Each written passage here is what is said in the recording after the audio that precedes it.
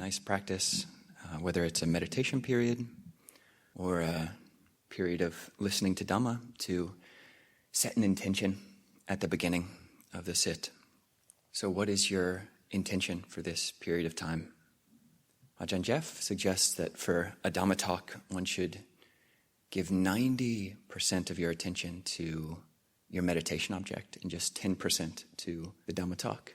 And that's a kind ratio for the Dhamma talk giver. So, but for myself, actually, I find that if I go that high, then there have been times, not recently, but when I could actually get annoyed with the person giving the Dhamma talk. If I'm, 90% on my breath, this guy up there talking is a little bit annoying. So, giving some balance. And whatever your balance is, just knowing yourself, what will you pay attention to? What is your intention for this period of time? And setting an intention is an aspect of bringing the future into the present and allowing the present to encompass the future. And this broadening of the scope of Buddhist practice from just having to be only this present moment, wonderful moment, to include past and future is a really important part of practice. I'll just share my intention for this period is to give a talk that is 42 minutes and 30 seconds long. So rest assured, if it gets annoying, there is an end point. And in addition to that, it would be beautiful if I say something that inspires me or inspires anyone else. So bringing the future and the past into the present moment. You do sometimes find in a monastery that it's almost a trope or just something you see again and again, a pattern of people when they come, and oftentimes it's honestly young men in their 20s who come and have this kind of affect. I'm not thinking of anybody in particular, but this kind of present moment, only moment. And you might ask them questions about if they'll come and help with tea time this afternoon. And they say, I'm just going to be here in the present moment. And it becomes a little bit difficult to plan anything. So being able to have this breadth and spaciousness of mind is really important. Before I became a monk, I went to this kind of arts and music festival called Mutant Fest.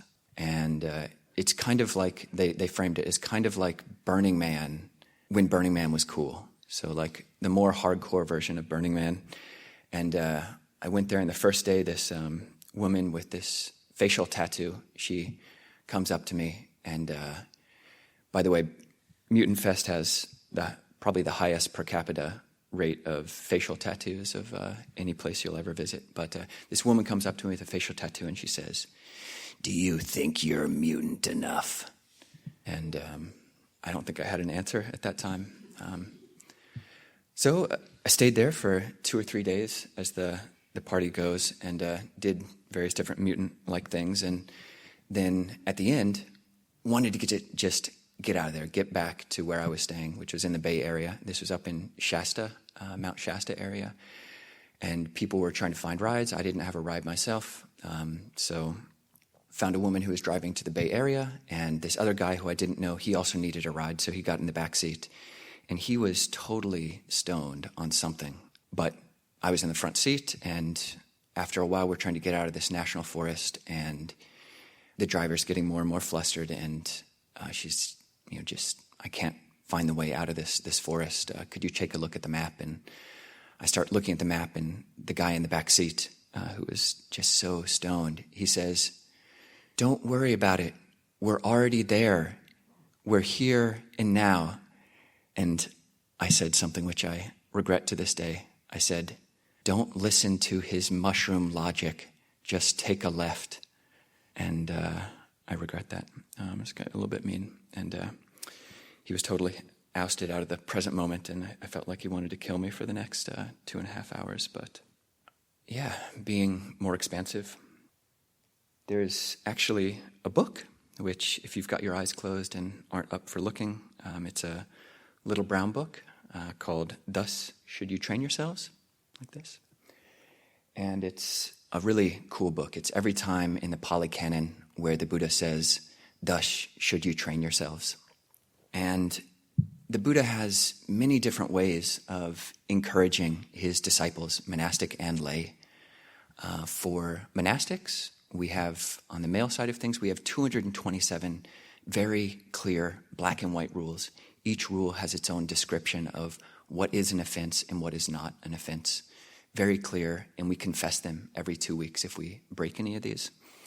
The Buddha also gave injunctions like this: thus you should train yourself. It's not a rule, but they are suggestions for how to train, how to sikkati. Sikkati is the word for train, which Ajahn Jayasaro translates as to educate oneself. So this is the education system. And the Buddha gives these encouragements. Thus should you train yourself in various different suttas in all four of the main Nikayas, the main books of the Pali Canon. And it's fascinating to see them all in one place because it gives a fantastic overview of what it means to train oneself, whether one's a layperson or a monastic. In the final section on wisdom in the book, there's something like 80 or 100 verses of the Buddha teaching Anathapindika, I believe, about I will be one who does not cling to anything. Thus you should train yourself. So teachings to both monastics and to lay people are found in this book. But I didn't realize it, actually. It was myself and Tansu Hajo who put the book together 10 years ago. And I didn't realize it till just this afternoon, just a few hours ago, that every single one of these trainings is framed in future tense.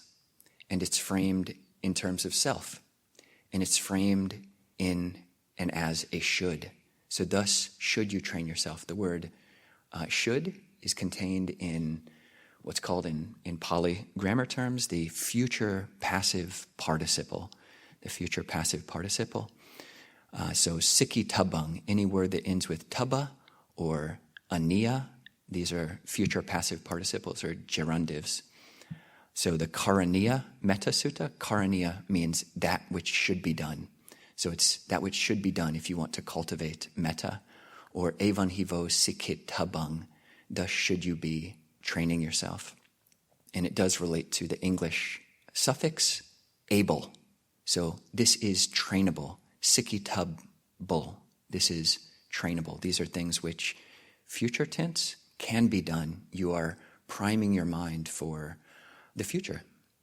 So the first training that's in this book is in a chapter which titled The Training of Going Forth. And the first training is, quote, samanas, that is how you perceived. And when you're asked, what are you? Or what are you? You answer, I'm a samana. So this being your distinction, this being your designation, you should undertake those practices which make one a samana, which make one a Brahmin, so that your claims will be true, your claims and designations will be accurate, and so that the robes, alms food, lodging, medicinal requisites that you're given will be of great fruit and great benefit to those who offered them, and so that your holy life will be fruitful and not barren. Thus should you train yourselves. So, samanas, what is a samana? It's a term which goes back before the time of the Buddha, and it just means a religious seeker, and it's a very broad class of people who train themselves. So definitely all of the bhikkhus here are samanas. All of the one samanera, who's not here, but is part of the Abhayagiri ecosystem, he is a samana. All of the anagarikas, the people who have gone forth, anagarika, literally one who has no home, they are samanas. And perhaps all of you, if you wanted to take on that designation, and if you were living by precepts, living by principles, and trying to live in a way which goes counter to the world, then you could consider yourself a samana in that way as well. And it's a useful self-perception, and you're training yourself by this somewhat form of a Dhamma affirmation. And I know at least one monk who will pick up this book, they've got it by their bedside, and just randomly flip to a page and read one of the verses every day as a training for themselves for that day. So how do you do this? How do you plan your life? There is a place for planning in the Buddhist conception of things. The Buddha himself, he wasn't just trapped in perpetual present moment, present tense. As these trainings point out, he could speak in the future tense. There is a future tense in Pali. Most of the Anatalakkhana Sutta that we chanted this evening is in the present tense because the five aggregates, form, feeling, perception, mental formation, consciousness, are always in the present moment. And truly, it is the case that all of our experience is in the present moment. But there is one instance in this sutta on Anatalakkhana where the Buddha uses that future passive participle sense. He says, katang karaniyang. So that which has been done, has been done. That which should be done, has been done. It's the praise of an arahant. So there is an alluding to the future tense even there. But yeah, the Buddha could talk about it. The Buddha would plan. He says there's a whole number of these suttas on future dangers, anagata bayani, in the Anguttara Fives, which the Buddha says, right now, alms food is plentiful, and the country where you're living is not at war, and you're healthy to some extent. In the future, there will be cases where you don't get enough alms food, where your country is at war, when you're not sick, or when you're not healthy, you are sick, and the body is ailing, and it's not easy to practice the Dhamma. Therefore, you should make an exertion now to accomplish that which has not been accomplished. So the Buddha could think of the future. He did speak of the future, and so it's good to have a place for that. But it's also good to balance. There's a Dhammapada verse where the Buddha says, the fool thinks, oh, next rains retreat, or in the fall, I'm going to go and live here. And then in the winter, I'm going to live over there. And then in the summer, I'm going to live in this other place. The fool does not realize that they will die. So how do you balance that? How do you plan? How do you plan for the future? How do you set these intentions like we tried to do at the beginning of this sit? How do you set intentions without pulling yourself into the future or letting the future pull your intentions out of the present moment? And it's a dance because so much of society is telling us that we need to plan. You need to buy your life insurance. You need to buy XYZ. You need to create your security for tomorrow. And there's probably some truth to that. Here in the monastery, we do have health insurance, and there are things that need to be planned for tomorrow's work period, for the winter retreat, for retreats that we do. We do need to have someone who is set to clean up for tea. But yeah, we balance these things. And it's important, this principle of the 6 Ps. So this is maybe a military thing, or I'm not sure where it comes from, but it's kind of cool, and it's alliterative and fun and easy to memorize. So the 6 Ps are proper, prior planning prevents poor performance. And if you want to make it more Buddhist, you can think of the 6 Ps, 4 Ps. And that 4 Ps is just for peace. So proper prior planning prevents poor performance for peace. So how do you plan out your afternoon? How do you plan out your afternoon, people? Everybody, monks, anagarkas, lay people. It's not the case that the afternoon is going to just magically plan itself out for you. It's wonderful for us to have the opportunity to step back from all of the world's encouragements to perpetually be jumping into and planning the future. It's wonderful to be able to just settle back into the present moment. We've got this full, it could be 6 hours after you finish the meal to the next thing that you have to be, the evening puja. But it's not necessarily the case that you are definitely going to spend that beautifully blissed out in the 4th jhana. And it's definitely the experience of many people I know that it can just go to default. And what's the default is oh, I didn't plan because it's not a Buddhist thing to plan, so I'm just going to spend the afternoon like I spent it yesterday. And you can ask yourself, as the Buddha also encouraged, not just to be able to think about the future, plan for the future, but to be able to look at the past as well and remember, oh, did yesterday actually go as well as I wanted it to? And if not, why didn't it? And usually a big answer for that is because you ate too much at the meal. So proper prior planning prevents poor performance at the meal. So you can prime yourself. Okay, maybe I can eat lighter foods today.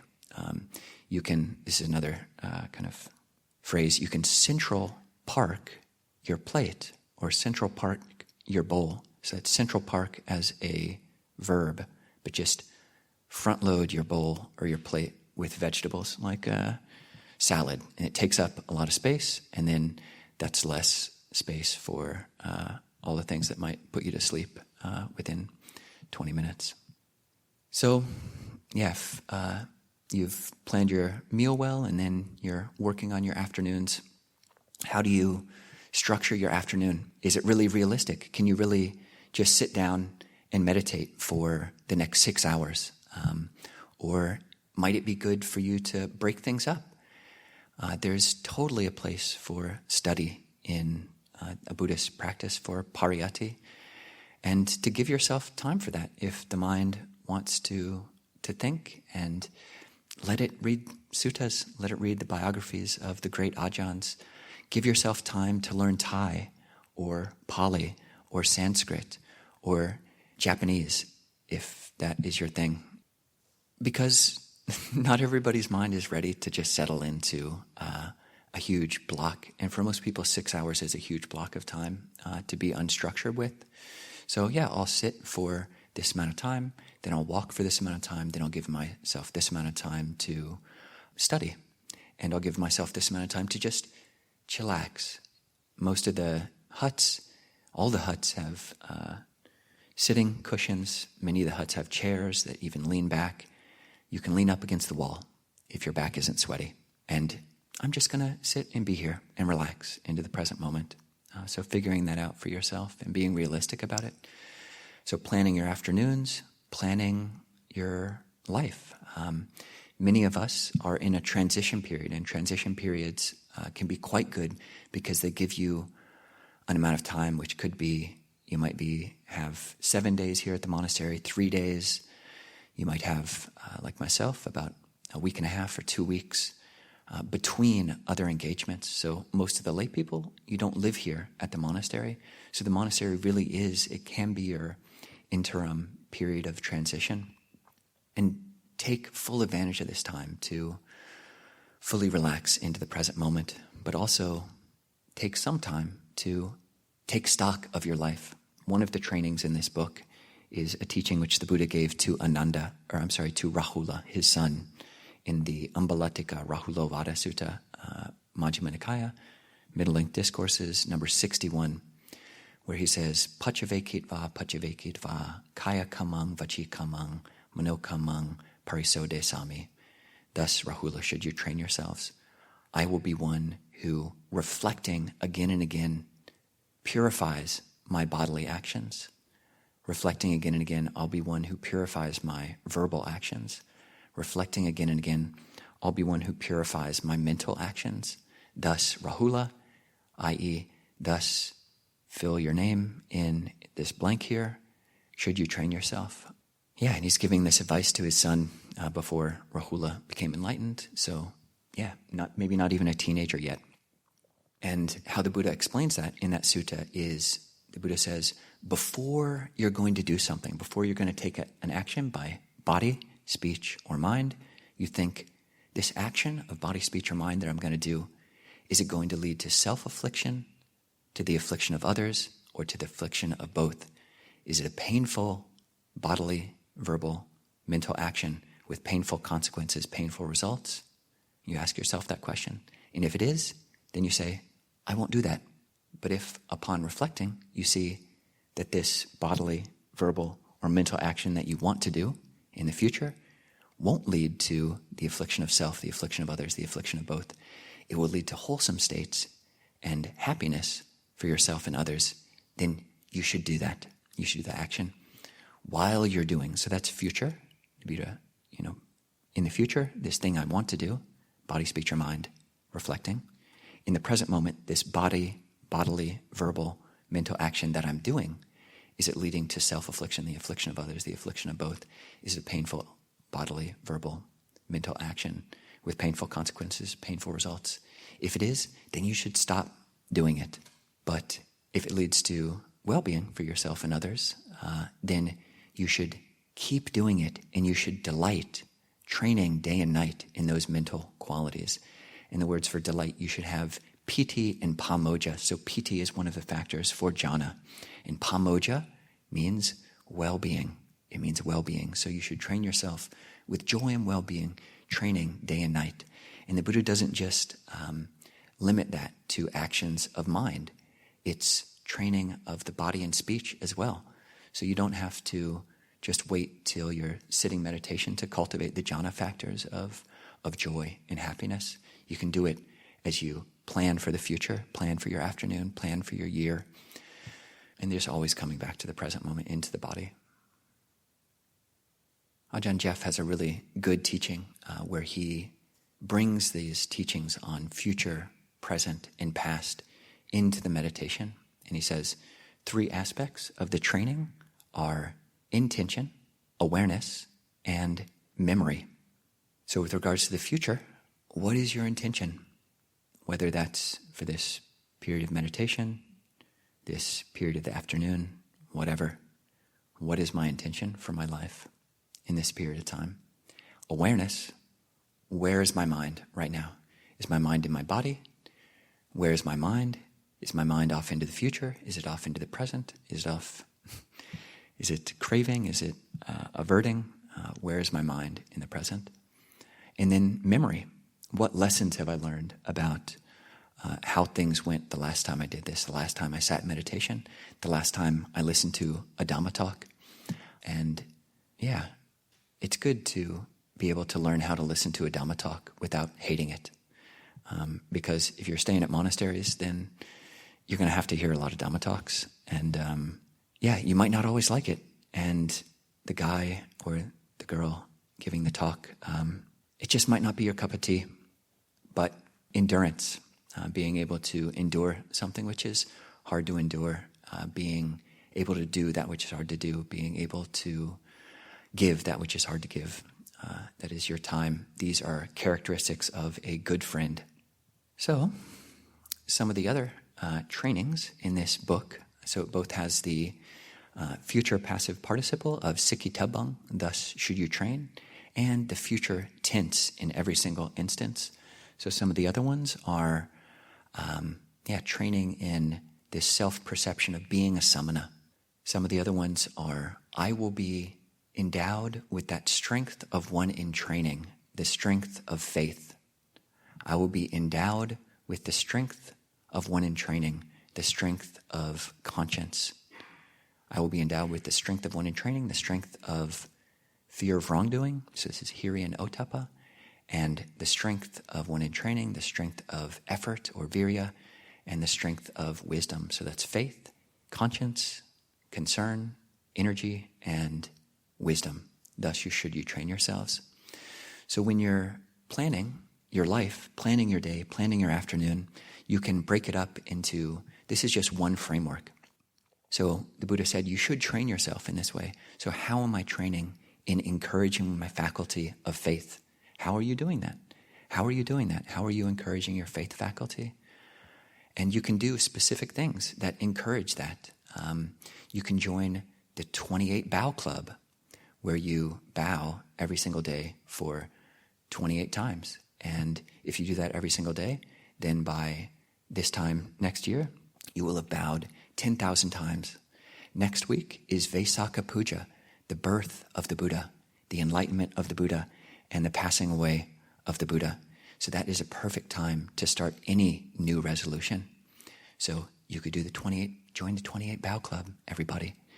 And you can do it any style that you want. But if you want to be hardcore, you can go Tibetan style, and that's full-length prostration, which feels hardcore and it feels macho. So if you want some macho-ness in your life, then full-length prostrations, 28 times a day. It doesn't take that long, people, just 5 to 10 minutes, and it makes you feel good, and it's a good exercise. Reverend Hung Sure, who's probably done more bowing than anybody else in this room, says it's basically the best exercise you can do. So full-length prostrations, that's a way to cultivate faith. What are you bowing to? And really, you need to answer that question for yourself. We bow 3 times when we come into the hall. In the Ajahn Chah tradition, it's encouraged we bow 3 times when we enter our room. We bow 3 times when we exit our room. We bow 3 times when we enter the hall before we eat. We bow 3 times before we get up after we eat. Lots of bowing and lots of 3-time bowing. So what are you bowing to? And having a real clear sense of that for yourself, that's incredibly important. Don't just let it be perfunctory because you've been doing it every day. It should be meaningful for you.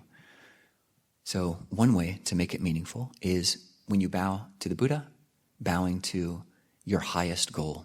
So if you're a Buddhist, if you've taken on this training, if you believe that samsara is a thing and there is an escape from that, there is nibbana, then bowing to the Buddha. As I bow to the Buddha, I undertake this training to attain enlightenment. Bowing to the Buddha, I bow to the Buddha for the attainment of enlightenment, attainment of nibbana.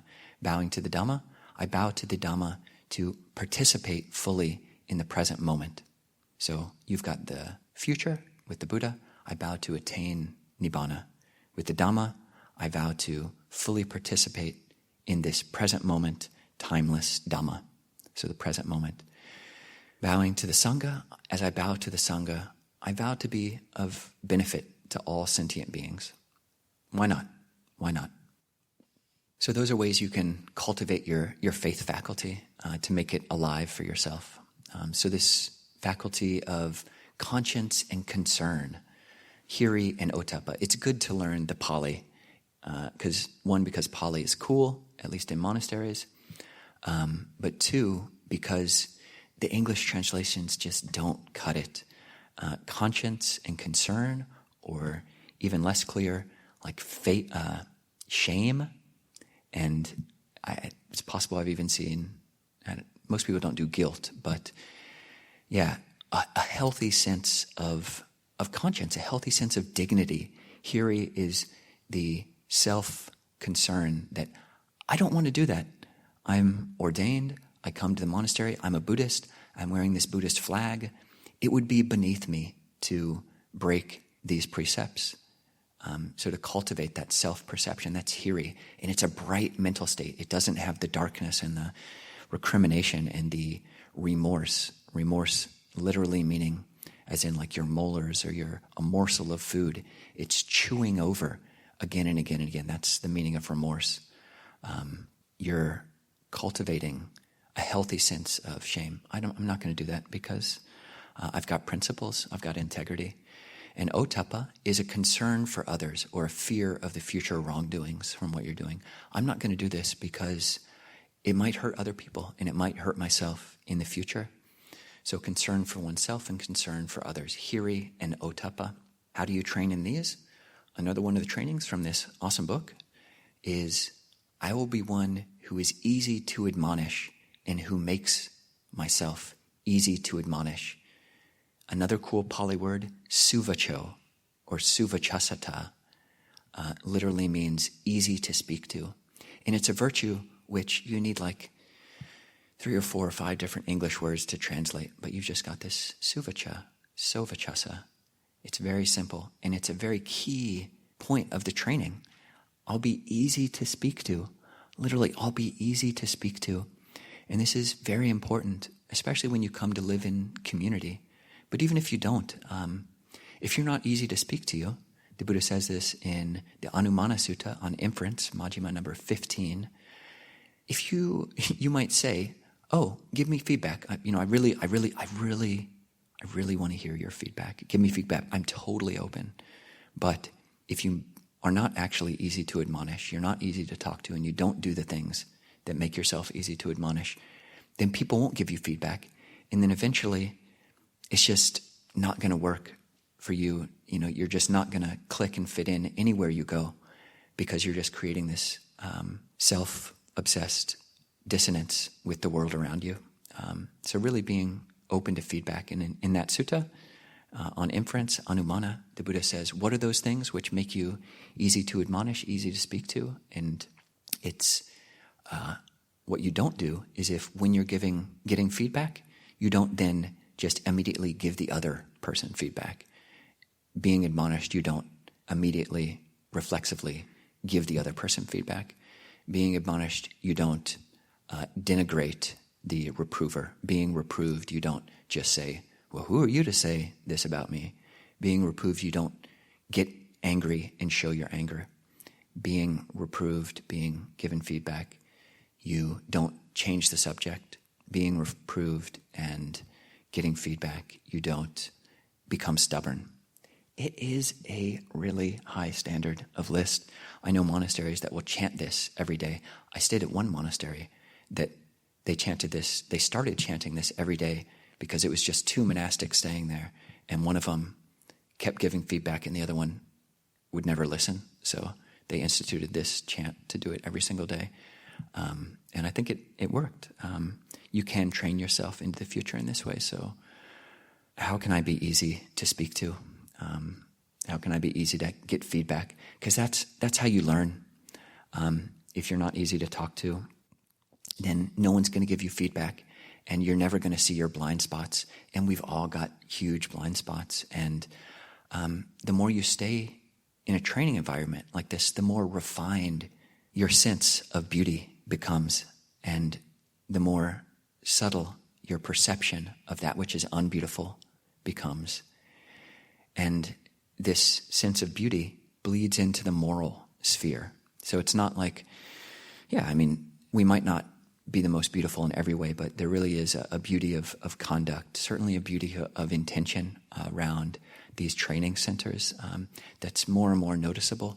And it said, Ajahn Mun said that for an arahant, or for a purified being, it's as if a dukkha, so this is the minor offense, the most minor offense in the monastic training.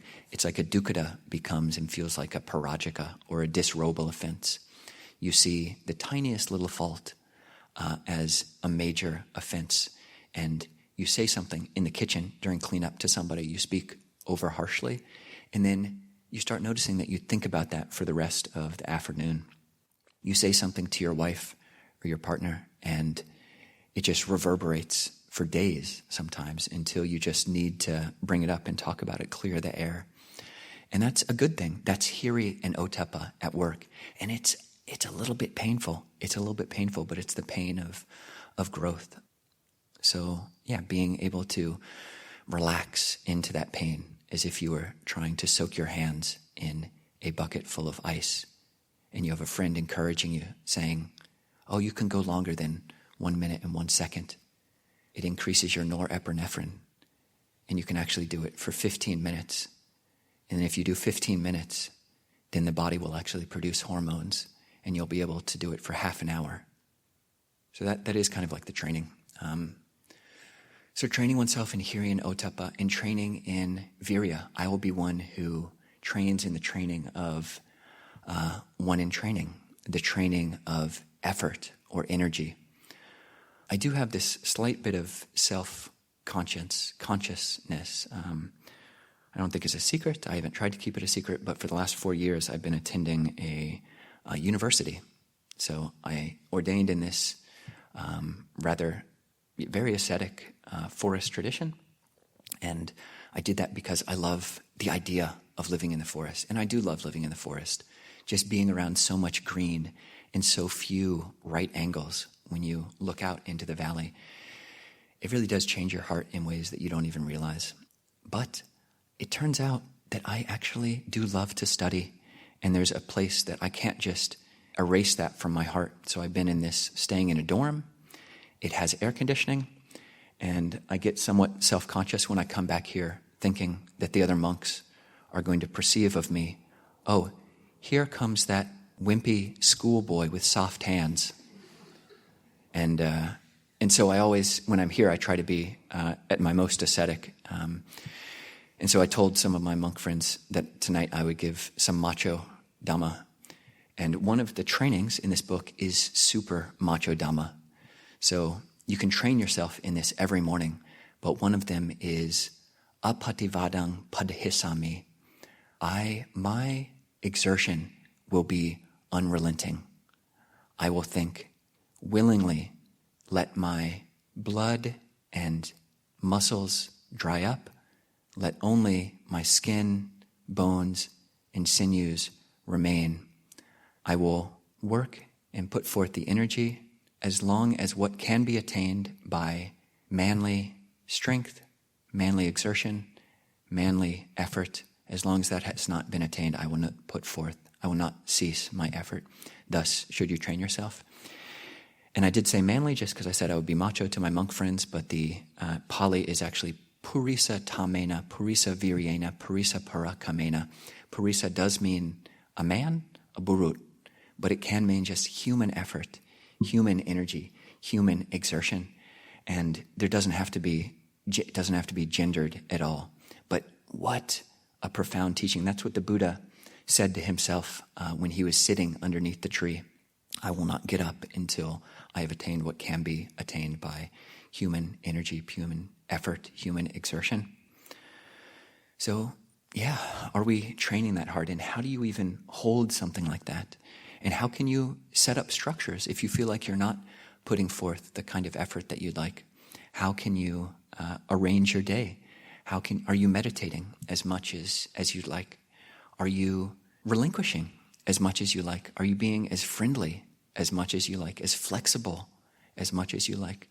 Are you being as flexible as manly effort might suggest?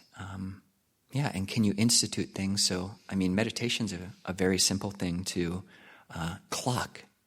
And you can add, am I meditating? How much am I meditating? And put it on your plan. This afternoon I'll meditate for this amount of time. Every week I'll meditate for this number of hours. So planning this out in the mornings. And we only have 30 seconds left. So just introducing that last training. I'll be one who trains in the training of a sikha, one who's in training, the training of wisdom. And another training from here, this book, is to bahula. So in the seen, let there be only the seen. In the heard, let there be only the heard. In the sensed, let there be only the sensed. In the cognized, let there be only the cognized. Thus, bahula, should you train yourself. So that really does bring it back to the present moment.